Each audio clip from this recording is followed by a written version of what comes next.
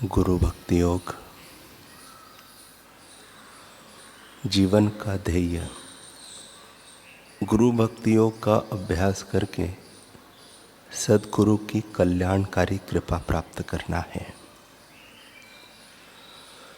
गुरु भक्ति योग के अभ्यास से जन्म मृत्यु के चक्कर से मुक्ति मिलती है।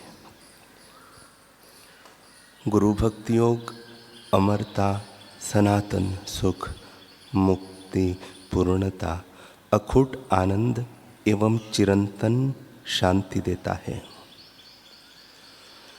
संसार या सांसारिक प्रक्रिया के मूल में मन है। बंधन और मुक्ति, सुख और दुख का कारण मन है। इस मन को गुरु भक्ति योग के अभ्यास से ही नियंत्रित किया जा सकता है। सद्गुरु के दिव्य कार्य के वास्ते आत्मसमर्पण करना अथवा तन मन धन अर्पण करना चाहिए। सद्गुरु की कल्याणकारी कृपा प्राप्त करने के लिए उनके पवित्र चरणों का ध्यान करना चाहिए। गुरु के पवित्र उपदेश को सुनकर निष्ठापूर्वक उनके मुताबिक चलना चाहिए। कल हमने सुना स्वामी रामकृष्ण परमहंस के प्रमुख शिष्यों में थे स्वामी ब्रह्मानंद और स्वामी सुबोधानंद जी। वे दोनों जब तीर्थाटन करते करते वृंदावन पहुँचे तो वहाँ की भूमि उनको अत्यंत स्पंदन युक्त, आध्यात्मिक स्पंदनों से युक्त लगी। वहाँ पर वे ध्यान लगाकर अपनी साधना करने लगे। एक दिन वहाँ पर विजय कृष्ण गोस्वामी जी, जो कि ब्रिटिश शासनकाल में भारत के प्रख्यात समाज सुधारक एवं आध्यात्मिक मार्गदर्शन थे, वहाँ पर आए। गुरु कृपा और पुरुषार्थ के बारे में समाज को ज्ञान मिले, इस हेतु उन्होंने स्वामी रामकृष्ण परमहंस जी के तेजस्वी शिष्यों को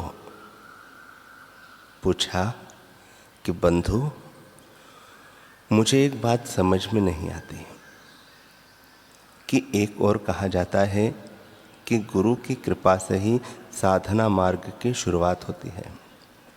गुरु कृपा से ही साधक इस मार्ग पर आगे अग्रसर हो पाता है। शिष्य समाज सारा श्रेय गुरु को ही देता आया है। तो फिर तुम जो दिन रात कठिन साधनाएं करते हो, पुरुषार्थ करते हो, उसका औचित्य क्या है? तुम तो जो अनुशासन का पालन करते हो, योग प्राणायाम करते हो, घंटों साधना करते हो, हर समय श्वास में सुमिरन करते हो, हर पल अपने गुरु की याद और प्रार्थना में बिताते हो, यह सब तो तुम्हारा पुरुषार्थ है, तुम्हारा प्रयास है। फिर सारा श्रेय गुरु कृपा को क्यों दिया जाता है? दूसरे शब्दों में कहूँ तो अगर गुरु कृपा ने ही सब कुछ करना है तो फिर इतना पुरुषार्थ और प्रयास क्यों करना?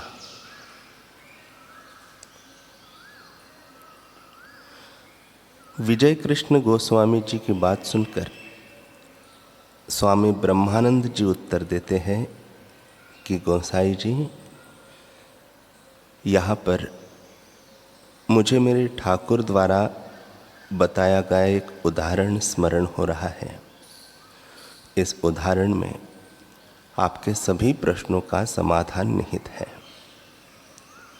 वे आगे कहते हैं, जब सीप समुद्र की सतह पर तैरती है तो वह पूर्णतः रिक्त होती है। एक भिक्षुक की भांति अपना मुख खोलकर स्वाति नक्षत्र की कृपा बूंद की प्रतीक्षा करती है।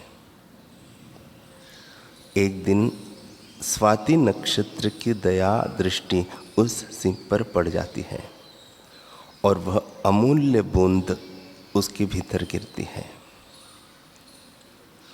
लेकिन यह प्राकृतिक लीला यही समाप्त नहीं होती। उस बूंद को मोती में परिवर्तित करने के लिए सीप को समुद्र की गहराइयों में उतरना पड़ता है। वहाँ वह वर्षों तक जल के दबाव में तप करती है, प्रतीक्षा करती है। तब जाकर स्वाति नक्षत्र की वह कृपा बूंद धीरे धीरे विकसित होकर एक सुंदर, उज्जवल, अनमोल मोती का रूप लेती है। ठीक यही प्रक्रिया आध्यात्मिक जीवन में भी घटित होती है। हम शिष्य भी प्रारंभ में उस रिक्त सीप की भांति ही होते थे, आध्यात्मिक रूप से कंगाल। हमारे भीतर कुछ भी नहीं था, न अनुभव, न ज्ञान, न आत्मिक स्थिरता। फिर हमारे जीवन में श्री रामकृष्ण परमहंस जी, हमारे पूर्ण गुरु का आगमन हुआ। उनकी कृपा दृष्टि हम पर पड़ी। उन्होंने हमें ब्रह्म ज्ञान रूपी अमृत बूंदे प्रदान की। वो दिव्य बूंदे जो चेतना को अलौकित करती है। किंतु उस कृपा बूंद को मोती में बदलने के लिए हमें स्वयं साधना की गहराइयों में उतरना होगा। ध्यान, तप, सुमिरन और आत्मचिंतन के माध्यम से हमें अपने अंतर जगत की गहराइयों में प्रवेश करना होगा। गुरु के आदर्शों को आत्मसात कर उनके मार्गदर्शन में निरंतर साधना करनी होगी। तभी हमारे चरित्र या व्यक्तित्व का निर्माण होगा।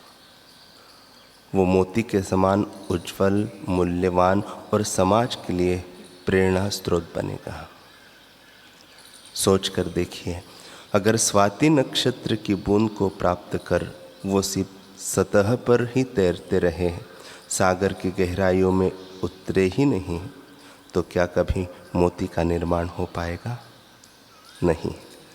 यदि शिष्य केवल कृपा प्राप्त कर संतुष्ट हो जाए और साधना की गहराइयों में न उतरे, तो उसका आध्यात्मिक विकास अधूरा रह जाएगा।